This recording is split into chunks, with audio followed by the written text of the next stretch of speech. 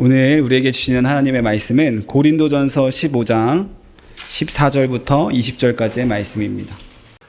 고린도전서 15장 14절부터 20절까지의 말씀을 교독하신 후에 마지막 20절을 합독하도록 하겠습니다. 제가 먼저 읽겠습니다. 그리스도께서 만일 다시 살아나지 못하셨으면 우리가 전파하는 것도 헛것이요 또 너희 믿음도 헛것이며 거짓 증인으로 발견되리니 우리가 하나님이 그리스도를 다시 살리셨다고 증언하였음이라. 만일 죽은 자가 다시 살아나는 일이 없으면 하나님이 그리스도를 다시 살리지 아니하셨으리라.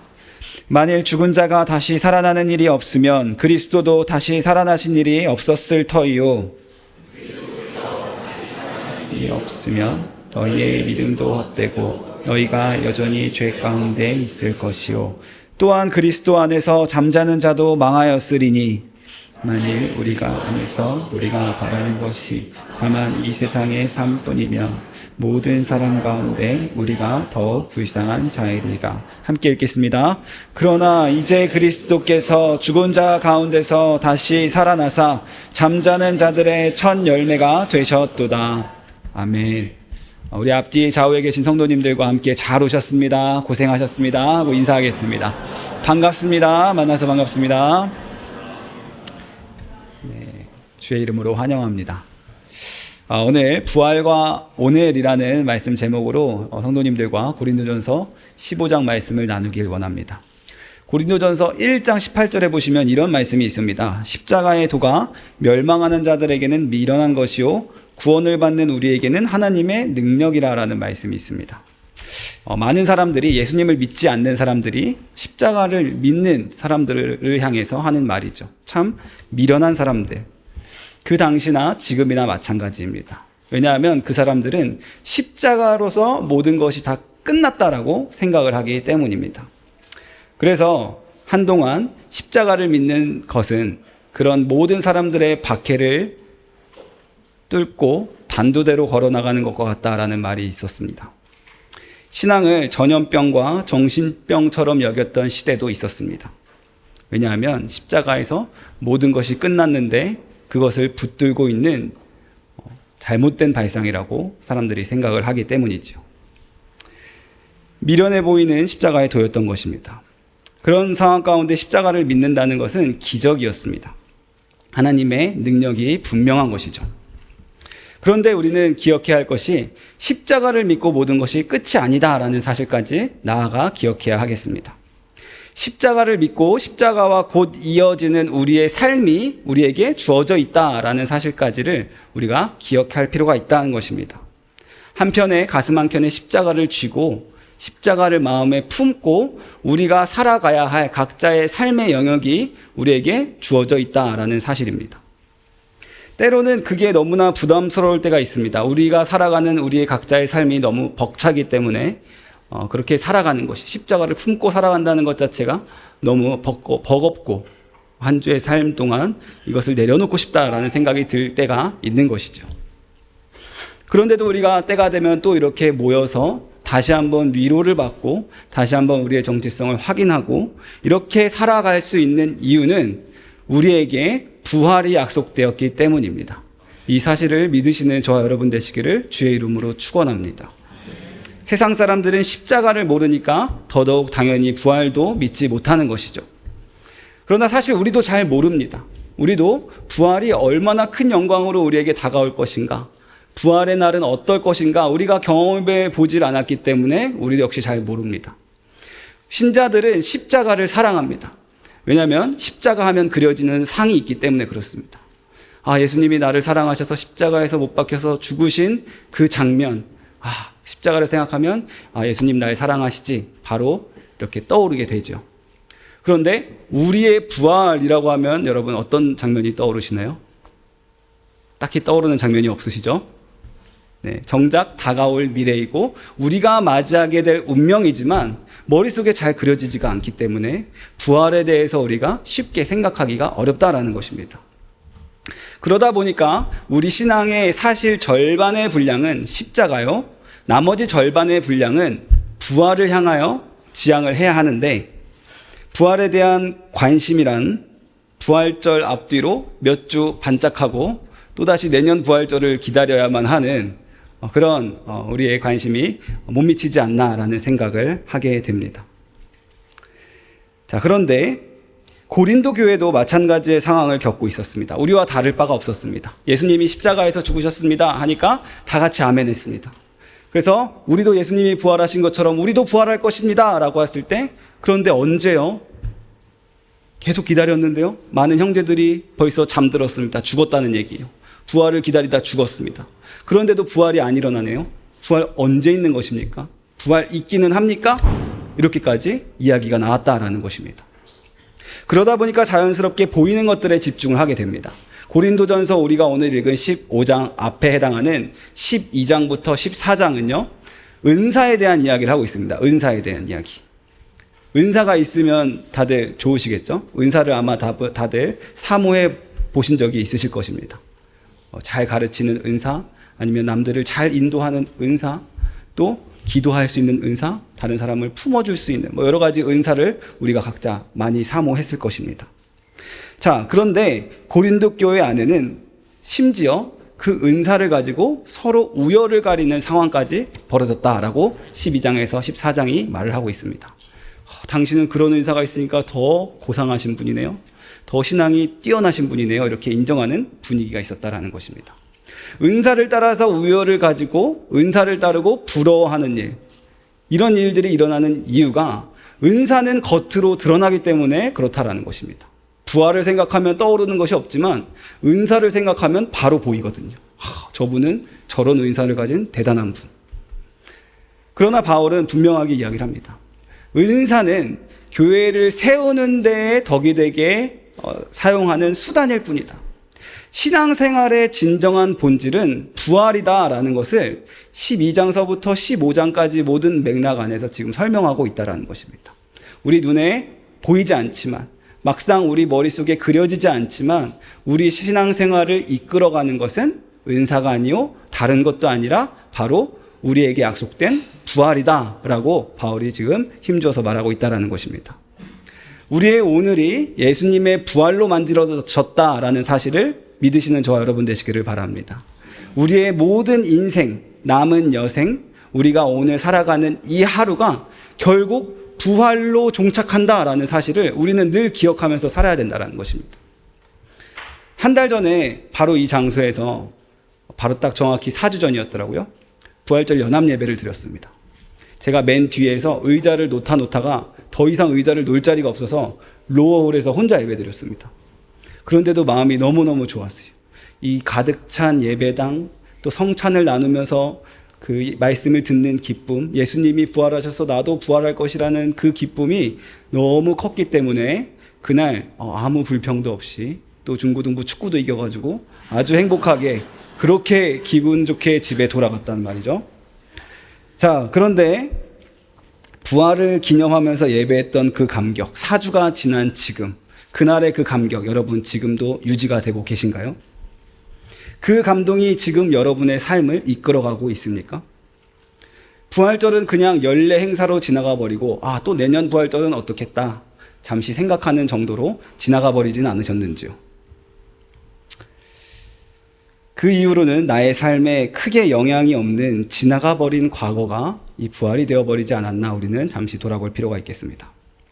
바울이 오늘 본장에서 왜 그런데도 불구하고 이 부활이 그토록 중요하다라고 이야기를 하고 있냐면, 그 부활이 우리의 오늘 하루하루 매 순간을 이끌어가고 있기 때문입니다.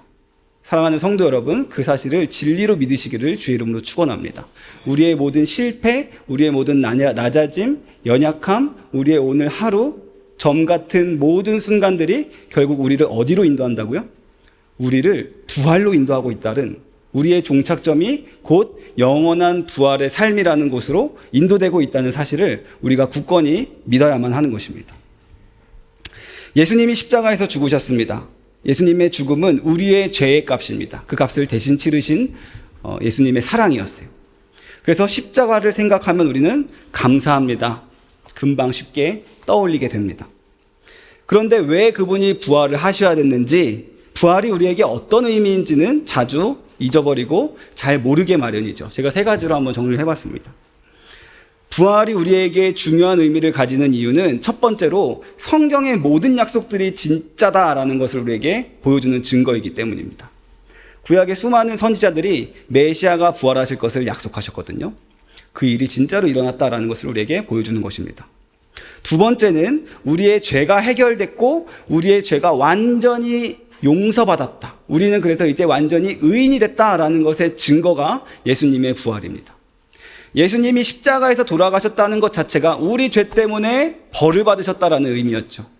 그런데 다시 살아나셨다라는 것은 이제 우리를 대신해서 우리가 완전히 부활로 의로운 사람으로 인정을 받았다라는 뜻이 되는 것입니다. 그래서 우리가 예수님의 부활을 생각할 때 나도 의로운 사람이 되었지. 내가 한 주 동안 죄 지으면서 잊어버렸는데 예수님은 참 나를 위해 부활하셨어. 나는 의로운 사람이 됐어 라는 사실을 우리는 매주 말씀의 자리에서 확인하고 돌아가야 되는 것입니다. 세 번째로 예수님이 부활하신 것처럼 우리도 똑같이 부활한다라는 증거가 됩니다. 그래서 오늘 말씀 20절에 보면 부활의 첫 열매가 예수님이다 라고 이야기를 하고 있는 것이죠. 첫 열매가 예수님이면 나중 열매는 누구입니까? 누구죠? 네, 우리죠. 우리도 예수님처럼 부활한다라는 말씀입니다. 그래서 결국 이 부활은 예수님만의 이야기도 아니고 예수님 따라다녔던 제자들만의 이야기가 아니라 우리 모두가 가야 할 우리의 운명입니다. 오늘 그렇게 부활을 생각하실 때 부활 소망 안에서 위로와 또 기쁨이 넘치시기를 주의 이름으로 축원합니다. 부활이 있어서 내가 의인이었구나. 난 몰랐습니다. 내가 어떤 행위로 내가 의인이 된다라고 생각을 했는데 그것이 아니라 예수님의 부활이 있었기 때문에 내가 하나님 앞에 의인으로 인정받는 것이군요. 예수님의 부활이 있기 때문에 나도 예수님처럼 영원히 살 수 있다라는 영생을 가진 사람이군요 라는 사실을 우리가 확인하고 돌아가야 한다라는 것입니다. 우리가 오늘 읽었던 고린도전서 15장을 사실 전체를 다 본 장으로 말씀 구절로 삼고 싶었는데요. 그 이유는 이 15장에 굉장히 주옥 같은 말씀이 많이 들어있어서 그렇습니다. 우리가 15장 10절 말씀을 보시면요. 그런즉 나의 나된 것은 하나님의 은혜로 말미암음이라는 우리가 좋아하는 찬양의 고백이 바로 이 바울이 15장 10절에서 고백했던 말씀이라는 사실을 발견하게 됩니다. 바울은 굉장히 철저한 악인이었죠. 예수 믿는 사람들, 예수쟁이들을 절대 그냥 내버려 둘 수가 없는 사람이었습니다. 아니 분명히 얼마 전에 십자가에서 죽어서 다 끝이 났는데 그 사람들 추종하고 따라다니는 저 사람들 때문에 우리 이스라엘이 지금 잘 안 되고 있어 라는 생각으로 끝까지 쫓아가서 크리스천들을 죽이고 가뒀던 그런 사람이었습니다. 그런데 바울이 부활하신 예수님을 만나니까 그 사람이 완전히 변화되게 됐습니다. 이전에 교회를 핍박하고 이전에 대적자였지만 그것은 이제 중요하지가 않은 사실이 되어버렸어요. 왜냐하면 바울이 전혀 다른 사람이 되었기 때문입니다. 그래서 8절 말씀해 보시면 15장 8절 말씀해 보시면 나는 만삭이 되지 못해서 난자였다라는 표현이 있습니다. 이 말은 나는 곧 죽을 운명이었다라는 것이요. 나는 하나님 앞에 곧 벌받아 죽을 운명에 처해 있었던 사람입니다. 너무 부족한 사람, 너무 죄가 많은 사람, 형벌을 받아서 죽어야만 했던 그런 사람이 하나님의 은혜, 부활하신 예수님을 만난 그 은혜를 통해서 이제는 완전히 새로운 정체성을 하나님 앞에 죄인이 아니라 나를 용서하셨다는, 나를 의인으로 인정해 주셨다는 새로운 정체성을 가지고 살게 되었다. 나는 그것을 깨달았다라고 지금 이야기를 하고 있는 것입니다. 나는 그것을 깨달았는데 고린도 교회 성도 여러분들도 그 사실을 깨달아야 됩니다. 라고 열심히 말을 하고 있는 것이요. 우리가 노력한다고 해서 알 수 있는 것이 아닙니다. 우리에게 깨달음을 주실 때 우리가 나도 부활의 자격이 있지. 진짜 부활이 나에게도 이루어질 거야 라는 깨달음이 있다라는 것입니다. 고린도 교회 성도들뿐만 아니라 예수님의 제자들조차 부활이 무슨 말인지 그 개념을 이해하지 못했습니다. 우리가 같이 누가복음 24장 말씀을 좀 살펴보기 원하는데요. 누가복음 24장 말씀을 좀 펼쳐주시면 감사하겠습니다. 예수님이 돌아가시기 전에 제자들에게 이 부활에 대해서 수차례 언급하신 적이 있습니다. 그런데 그럼에도 불구하고 누가복음 24장에 보시면 세 가지 부류의 제자들이 모습이 등장을 하는데요. 그들이 부활을 과연 알고 있었을까요? 이해하고 있었을까요? 그것에 대해서 누가복음 24장이 우리에게 이야기를 해줍니다. 첫 번째로 여인들이 등장합니다. 여인들이 예수님이 죽으신 무덤에 향품을 가지고 들어갔다라고 이야기를 합니다. 이 향품은 시체의 냄새를 없애주는 약품입니다. 자, 그러니까 이 여인들이 지금 향품을 가지고 간 이 행위 자체가 예수님의 부활을 믿었다는 것일까요? 못 믿었다는 것일까요? 못 믿었다라는 것이죠. 예수님의 시신은 저기 썩고 있다라고 생각을 한 것입니다. 예수님의 부활을 진짜 믿은 것이 아니라 부활에 대해서 사실상 개념이 없었다라는 것이. 그리고 막상 가봤는데 세마포만 덩그러니 놓여있고 시체가 없는 것을 보고 공관복음의 여인들이 울었다라고 이야기를 합니다. 너무 놀라고 근심하고 슬피 울었다라는 것이죠. 부활을 깨닫지 못했다라는 것입니다. 그러다 천사들이 나타나서 한 말이 있는데요. 24장 6절 말씀을 한번 보시겠습니다. 24장 6절에 천사들이 여인들에게 한 말입니다. 여기 계시지 않고 살아나셨느니라. 갈릴리에 계실 때에 너희에게 어떻게 말씀하셨는지를 기억하라 라고 이야기를 하고 있는 것입니다. 기억해라. 너희들 지금 아주 중요한 것을 놓치고 있다. 예수님이 하신 말씀을 기억해봐. 너희들 다 들었잖아. 그것을 깨달아야 돼 라고 천사의 입을 통해서 여인들에게 말씀해주고 있는 것입니다. 또 한 제자가 나오는데요. 베드로가 나옵니다. 베드로가 이 여인들로부터 예수님의 시체가 없어졌다는 이야기를 듣고 놀란 마음에 무덤으로 달려옵니다. 그래서 12절 말씀해 보시면 일어나 무덤에 달려가서 구부려 들여다보니 세마포만 보이는지라 그 된 일을 놀랍게 여기며 집으로 돌아갔다라고 기록을 하고 있습니다. 세마포가 보이는 것을 보고 시신이 진짜 없네 하고 놀랍게 여기며 집으로 돌아가고 그렇게 끝났다는 것이. 예수님을 부인하고 예수님이 진짜 부활하실까 막 좌절했던 그 밤을 보냈던 베드로가 지금 이렇게 놀랍게 여기면서 그냥 집으로 돌아가면 안 되는 거죠. 베드로만 그랬으니까? 아닙니다. 24장에 보시면 엠마오를 향해서 가던 두 제자도 마찬가지로 예수님의 부활을 못 믿고 있었던 모습을 보입니다. 엠마오로 가고 있는 것이 중요한 게 아니라 그들이 지금 예루살렘을 떠나고 있었던 그 모습이 중요합니다. 우리의 소망이자 희망이자 꿈이었던 예수님이 이제 이곳에 없어.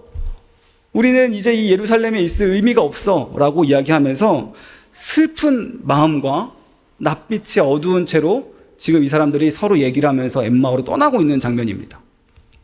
그때 예수님께서 그 제자들에게 나타나셨습니다. 그래서 너무 낙심해 있는 그들의 얼굴빛을 보시면서 얘들아 너희 무슨 이야기를 그렇게 하고 있니? 라고 물어보십니다.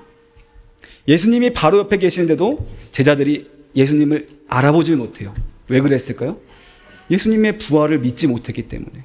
예수님은 분명히 돌아가셨는 분인데 우리 옆에서 지금 이렇게 말을 걸고 계실 거라고는 도저히 생각을 하지 못했기 때문에 예수님에게 예수님 이야기를 하고 있는 거예요. 예루살렘에서 얼마 전에 우리 선생님이 돌아가셨다는 얘기를 하고 있는 것입니다. 여전히 희망이 없었다라는 것이죠. 여전히 부활을 믿지 못했다라는 것입니다. 왜요? 예수님이 죽으셔서 다 끝났다라고 생각을 했던 것입니다. 그들이 정말로 부활을 믿었는가? 아닙니다. 부활이 무엇인지 전혀 모르고 있었습니다. 이런 연약한 자들에게 예수님이 찾아가셔서 이 미련한 자들아 라고 말씀하십니다. 그런데 감사한 것은 이 미련한 자들아 라고 말씀하시고 끝이 아니라 그 다음에 예수님께서 제자들에게 말씀을 아주 자세하게 풀어서 말씀을 설명해 주셨다라는 거예요.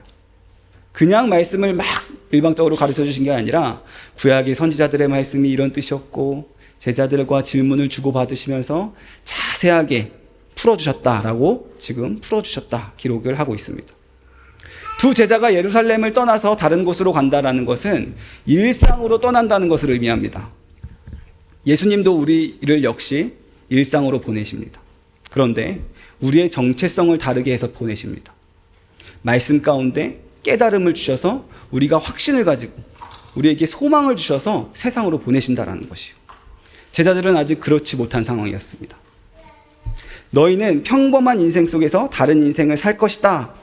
그 소명을 주셔서 계속해서 예수님께서 말씀을 풀어주시사 제자들이 드디어 이제 깨닫기 시작하는 장면이 32절에 등장을 합니다. 우리 32절 말씀 한번 한 목소리로 다 같이 봉독해 보도록 하겠습니다. 시작. 그들이 서로 말하되 길에서 우리에게 말씀하시고 우리에게 성경을 풀어주실 때 우리 속에서 마음이 뜨겁지 아니하더냐 하고. 그들이 지금 무엇을 이야기하고 있습니까? 나 예수님이 성경을 이렇게 풀어주시는데 너무 마음이 시원했어. 너무 마음이 뜨겁게 타올랐어. 내 마음이 두근두근 거렸어. 너무 놀라웠어. 그러니까 그 옆에 있는 사람도 너도 그랬어? 나도 그랬어. 나도 예수님이 말씀을 풀어주시는데 정말 마음이 뜨거워졌어. 서로가 지금 이렇게 이야기를 하고 있다는 것이죠. 누가복음을 여러분 누가 지었습니까? 누가가 지었습니다. 누가가 지은 책이 한 권 더 있습니다. 무슨 책일까요? 네, 사도행전을 우리가 성령행전이라고 부릅니다. 왜 우리가 성령행전이라고도 부르냐면 이 제자들이 예루살렘을 떠나려고 했던, 좌절하고 낙심하고 있었던 이 제자들이 성령의 임재하심을 받고 변화가 되어서 이제 진짜 새로운 정체성으로 예루살렘으로부터 전 세계로 뻗어나가는 내용들이 들어있기 때문에 우리가 사도행전을 성령행전이라고 부르는 것입니다. 근데 이 누가복음 24장은 아직 제자들이 성령을 받기 전이에요. 그러니까 지금 이 일을 누가 하고 계시냐면 예수님이 하고 계신다라는 것입니다. 예수님이 부활하시자마자 제자들에게 가장 먼저 하신 일이 무엇이냐면 예수님의 부활을 증거하시는 일을 하셨다라는 거예요. 얘들아, 너희도 지금 낙심해 있고 힘들고 좌절하고 이제 더 이상 소망이 없다고 생각하니 내가 부활했어. 말씀은 진짜였어. 나를 보고 소망을 가져. 이 말씀을 예수님이 부활하시자마자 가장 먼저 제자들에게 하신 일이요, 성령이 오신 뒤로는 오늘날 우리에게까지 동일하게 지금 우리에게 하고 계신 일이다라는 사실이라는 것을 믿으실 수 있는 저와 여러분 되시기를 주의 이름으로 축원합니다. 다 끝났다고 생각할 때, 소망이 없다고 생각할 때 주님은 성령을 통해서 우리에게 확신을 주십니다. 아니요, 부활이 우리를 기다리고 있습니다. 이것 십자가가 지나가면 부활이 우리를 기다리고 있어요. 놀라운 것은, 너무나 큰 감동이 있는 것은 이 사람들이 예수님의 말씀을 듣고 변화되어서 다시 곧장 예루살렘으로 돌아갔다라는 것입니다. 엠마오로 가던 길에서 발걸음을 돌이킵니다. 그런데 더 놀라운 것은 마가의 다락방, 그들이 모였던 그 장소로 도착을 해보니까 다른 11제자들이 이미 먼저 모여 있었다는 거예요. 그리고 말씀을 보시면 누가복음 24장에 뭐라고 나와 있냐면 그들과 함께 했던 다른 자들도 모두 모여 있었다라고 이야기를 하는 것이, 그 사람들 모두가 다 한 마음을 품은 것입니다. 나 예수님을 만났어. 예수님이 나에게 말씀을 설명해 주셨어. 내 마음이 뜨거워졌어. 천사가 나에게 예수님 말씀을 기억나게 했어. 그래서 사람들이 모이는 거예요. 다시 서로가 예수님을 만난 이야기를 증거하려고 갔더니 다 모여 있었다라는 놀라운 일이 있었다라는 것입니다. 사랑하는 성도 여러분, 우리가 오늘 모인 이 자리도 말씀을 깨닫고 변화가 되어서 서로가 서로에게 증거해 주실 수 있는 그런 자리가 되시기를 주의 이름으로 축원합니다. 교회에 와보니 아픔과 슬픔 가지신 분들도 예수님의 부활 소망 가지고 서로가 서로에게 권면하고 서로가 서로에게 증거하는, 내가 예수님 이렇게 만났습니다. 내가 어려운 순간들 이렇게 극복했습니다라고 고백하는 그러한 증거가 넘쳐나는 저와 여러분 되실 수 있기를 주의 이름으로 축원합니다. 제자들이 그렇게 모임을 가지고 있었어요. 나도 만났어. 예수님이 나한테는 이렇게 말씀하셨어. 이야기를 하고 있는 그 가운데 예수님이 한 번 더 그 모든 제자들에게 더 나타나십니다. 누가복음 24장 45절 말씀인데요. 자, 이 말씀 우리가 한 번 더 합독해 보도록 하겠습니다. 시작. 이에 그들의 마음을 열어 성경을 깨닫게 하시고. 아멘. 제자들 한 사람 한 사람 만나셨는데 이들이 모여서 예수님 증거하고 있는 그 자리에 또 예수님의 부활을 보여주시고 깨닫게 하셨다라는 일을 하고 계신 우리 주님의 모습인 것입니다. 그러니까 지금 예수님의 우리를 향한 관심이 무엇입니까? 부활 소망을 갖게 하는 일에 대해서 예수님은 지금 굉장히 중요하게 생각을 하시고 반복해서 그 일을 하고 계신다라는 것을 누가복음 24장이 우리에게 보여준다라는 것입니다. 예수님의 부활을 철저히 깨닫는 일이 우리 신앙에 너무나 중요하기 때문에 그런 것입니다. 사랑하는 성도 여러분, 여자들이 왜 무덤으로 달려갔습니까? 향품을 들고. 예수님을 사랑했기 때문입니다. 베드로가 왜 근심하면서 무덤으로 달려갔나요? 예수님을 사랑했기 때문에 그랬습니다. 엠마오로 향하던 두 제자들의 낯빛이 왜 슬픔에 젖어 있었습니까? 예수님을 너무나 사랑했기 때문에. 그런데 이제 그분이 우리와 함께 계시지 않는다라는 사실 때문에 슬퍼했던 것이었죠. 예수님을 사랑하는 일 너무나 귀합니다. 저는 예수님을 너무 사랑해서 이런 일도 하고요, 주일마다 교회를 오고요. 이렇게 많이 섬기고요. 너무나 귀한 일이죠. 우리 성도님들은 특별히 너무나 더 귀하십니다. 이 KMC라는 다른 교회 건물을 매주일마다 이렇게 세팅을 다시 하셨다가 원위치 시키셨다가 음향도 다시 설치하셨다가 매주 간식하신다고 밥솥도 이렇게 열심히 들고 나르시는 이 모습을 보시면 봉사가 정말 기본적으로 배어 계신 정말 헌신적인 성도님들이 있구나, 대단하다라는 생각을 자주 하게 됩니다. 그런데 사랑하는 성도 여러분, 우리의 인생이 변하게 되고 우리의 신앙이 자라게 되는 것은 우리의 섬김과 열심과 봉사로 변하는 것이 아니다라는 사실을 기억하실 수 있는 저 여러분 되시기를 주의 이름으로 축원합니다. 우리의 인생이 바뀌고 우리의 신앙이 자라는 것은 우리가 말씀을 깨달을 때 그 일이 일어난다라는 것입니다. 걸어가던 길에서 되돌아오는 일이 말씀을 듣고 깨달을 때야 가능하다라는 것입니다. 그래서 우리는 무엇을 해야 됩니까? 말씀을 알아야 합니다. 말씀 듣는 자리를 사모해야 합니다. 천사들이 여자들에게 뭐라고 이야기했습니까? 기억해라 라고 이야기했습니다. 그 말은 여자들이 말씀을 알고 있었다는 이야기일까요? 모르고 있었다는 이야기일까요? 알고 있었다라는 이야기입니다. 그런데 아는 데서 그치는 게 아니라 그 말씀을 깨닫는 일이 필요하다라는 것이죠. 그러니까 거기까지 말씀을 듣고 깨닫는 데까지 우리도 나아가야 된다라는 것입니다. 그래서 성령님 말씀이 선포되는 자리 때마다 내 마음 깊이 말씀을 정말 깨달을 수 있게 해주세요 라고 기도하는 마음이 우리에게 필요한 것입니다. 이 말씀 통해서 내가 다시 나의 현실을 바라볼 것이 아니라 나에게 약속된 부활 소망을 붙들고 그 사실을 다시 깨달을 수 있게 해주세요. 우리가 기도해야 되는 것입니다. 그것이 가능하려면 예배에 나오셔야 돼요. 그리고 말씀이 선포되는 모든 자리를 사모하셔야 돼요. 그것이 너무 어려우시다면 목사님을 귀찮게 하시면 됩니다. 자꾸 목사님께 연락을 드리는 거예요. 제가 매주 화요일이 되면 너무 긴장이 됩니다. 사실 월요일서부터 벌써 막 압박감이 이렇게 올라오기 시작해요. 화요일만 되면 아주 무서운 분들이 저를 만나러 오시거든요. 그분들은 성경을 정말 열심히 읽으시는 분들이에요. 그래서 질문이 굉장히 예리합니다. 질문을 듣다 보면 때로는 막 등골이 서늘합니다. 싸늘하다라는 생각을 할 정도로. 그래서 제가 어떻게 하게 되면 월요일부터 공부합니다. 성경책, 만화 성경책까지 펴가지고 막 보고 공부를 하는 거예요. 그렇게 하라고 목사를 세우셨습니다. 그런데 제가 사역을 하면 할수록 느끼는 점이 있는데요. 저를 귀찮게 하시고 질문이 많은 우리 부모님들, 저를 귀찮게 하시고 연락을 많이 하시는 성도님들, 또 우리 선생님들이 정말 훌륭하신 분들이시더라고요. 질문하는 자체가 관심이 있다라는 것입니다. 관심이 있다라는 것 자체가 그 말씀에 소망을 두고 있다라는 반증인 것입니다. 이 말씀을 꼭 기억하실 수 있는 저와 여러분 되시기를 주의 이름으로 축원합니다. 말씀의 자리에 우리가 열심히 참여하되 그것이 어려우면 질문하시고 자꾸 그 말씀을 깨달을 수 있는 자리로 여러분을 자꾸 밀어 넣으셔야만 하는 겁니다. 그 일이 있을 때 성령님께서 우리 마음속에 조명해 주셔서 정말로 부활의 소망이 내 소망이구나 깨달음이 있을 수 있는 것입니다. 다시 한번 중요한 것은 말씀 안에서 부활이 체험이 되면 우리가 변화된다라는 것입니다. 그렇게 엠마오로 향했던 두 제자들이 예수님 말씀을 깨닫고 난 다음에 무엇을 했다 그랬죠? 예루살렘으로 돌아갔다라고 이야기를 했습니다. 그럼 예루살렘이 변해 있었습니까? 예루살렘은 그대로였습니다. 여전히 로마의 압제를 받고 있었고요. 여전히 예루살렘 가운데 있었던 이스라엘 백성들 동일하게 고통 가운데 있었습니다. 백성들 여전히 힘든 생활을 살고 있었습니다. 그런데 누가 변했습니까? 말씀을 깨닫고 난 제자들이 변했습니다. 뿔뿔이 흩어지고 숨어있고 숨죽이고 있었던 제자들이 변했다라는 것입니다.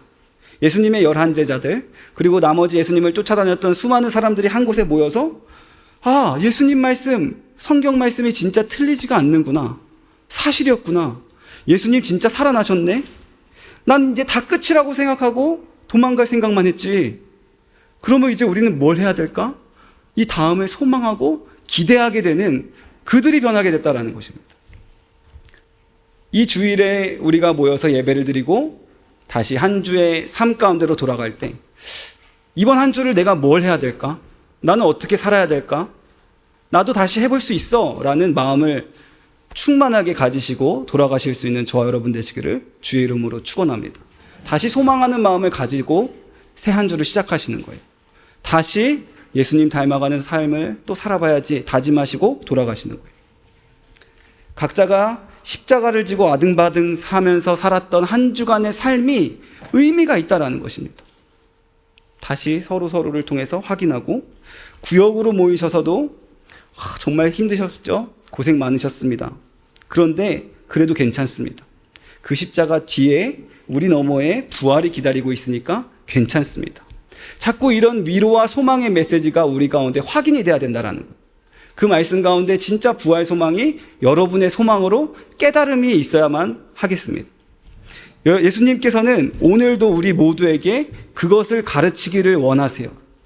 세상의 어떤 일, 세상의 어떤 사람, 그것 때문에 실족하고 넘어질 것이 아니라 나의 부활을 봐.